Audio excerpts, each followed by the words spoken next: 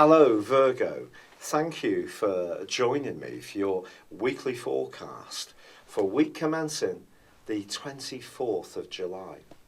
You'll know that a new moon is an opportunity to rejuvenate our approach to situations, and it's a time to really go on the front foot, be much more proactive. And the new moon, which occurred at the end of last week, also embraced the rather strident energies of Mars. So this is going to be a particularly vibrant new moon. But for you, it occurred in your 12th solar house. The 12th house is about secrets, it's about confidentialities, it's about sensitivities, it's about the more psychological side of life. It can also be about our past. Now, Mars in this location can have a tendency to drag up from the depths issues that perhaps we thought were completely settled and maybe even dormant within us, particularly around events in our past which may have been a bit more uncomfortable. And I think it's possible that there could be times this week where you do feel that your emotions are much closer to the surface, and it's much more difficult to feel quite as settled and relaxed within your being as is normally the case. But this new moon can actually give you a real premium, and that premium is greater knowledge, a knowledge of what makes you tick at a much deeper level. So even if there are some uncomfortable moments and your moods feel a bit up and down, still see this as a huge opportunity. What's more challenging perhaps this week for you, I think, is that Saturn is going to be opposing Venus.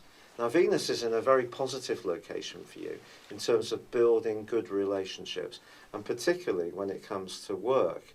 Saturn, however, has for the last 2.25 years been shaking up your emotional sector.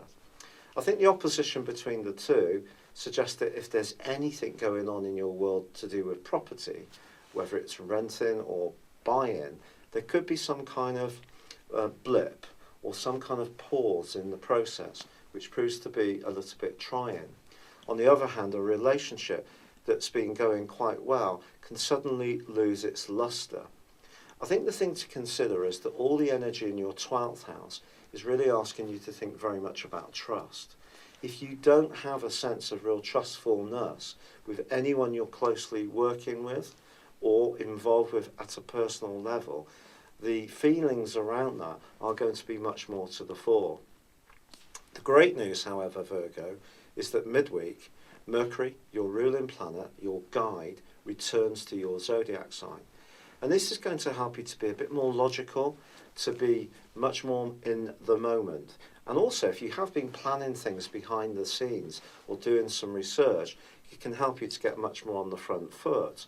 Also, Venus forges a brilliant link with Uranus in the second half of this week, which can be brilliant if you are an entrepreneurial type of person.